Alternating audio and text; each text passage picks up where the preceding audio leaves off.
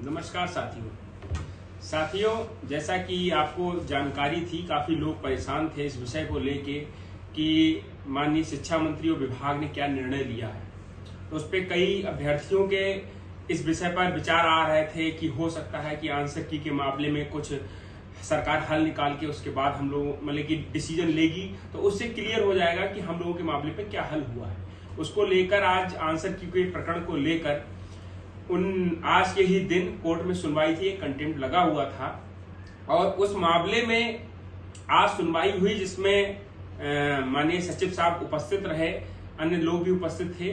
तो उनसे कहा गया कि अभी तक आपने ये मामला क्यों क्लियर नहीं किया। तो उन्होंने बताया सचिव परिषद ने कि जो है हमने लिस्ट बनाकर बेसिक शिक्षा सचिव को भेज दी थी 3 मार्च को, और उसके बाद कट ऑफ के निर्णय वही ले सकते हैं। जब तक कट ऑफ क्लियर नहीं होगी तब तक नियुक्ति मिलना संभव नहीं है। तो इस मामले में उन्होंने बताया कि 13/156 का एक आदेश है जो 13 मार्च को आया था, उसके कारण उसमें अभी तक हम लोग प्रोसेस नहीं कर पाए हैं। तो उन्होंने पूछा कि 13 मार्च का जो आदेश है वो क्या आदेश है और उसमें कब तक का समय है। तो उन्होंने बताया वहां कि उसमें लिस्ट रिविजिट करने का प्रावधान किया गया है और 3 माह का समय दिया है। तो कोर्ट ने उस मामले में जो आंसर की का मामला है उसमें अगली डेट जुलाई के प्रथम वीक में लगाई है। इससे ये चीजें सिद्ध होती हैं कि सरकार चाहे आंसर की का मामला हो और चाहे हम लोगों का मामला हो, दोनों में भाग रही है। और आप ये सोच लीजिए, लोग जिन लोगों को लगता है कि अब जुलाई तक रिविजिट कर देंगे, ऐसा कहीं भी दिखता हुआ प्रतीत नहीं हो रहा है।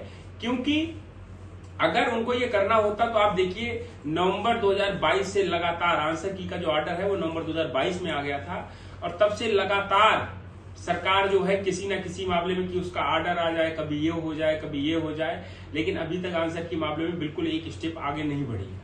तो आप ये मान लीजिए कि अब जो समय आ गया है हम लोगों का, जो मंत्री को समय दिया गया था वो कार्यकाल भी पूरा हो चुका है। 1 महीने का 15-20 दिन का जो समय दिया था, अब हम लोगों को अपनी आवाज बुलंद करनी होगी। और वो कहते हैं ना कि जो तौर है दुनिया का उस तौर से बोलो, ये बहरों का इलाका है जरा जोर से बोलो। तो अब हम लोगों को फिर अपनी आवाज लखनऊ की धरती पे गूंजनी पड़ेगी, दिखाना पड़ेगा कि 69,000 शिक्षक भर्ती के जो आरक्षण पीड़ित वर्ग के अभ्यर्थी हैं वो सिर्फ समय का इंतजार कर रहे थे कि माननीय मुख्यमंत्री जी, शिक्षा मंत्री जी हम लोगों को न्याय दें। लेकिन अगर ऐसा नहीं होता है और हम लोगों को ऐसा प्रतीत भी हो रहा है कि अब समय आ गया है कि हम लोगों को फिर सड़कों पे उतरना पड़ेगा।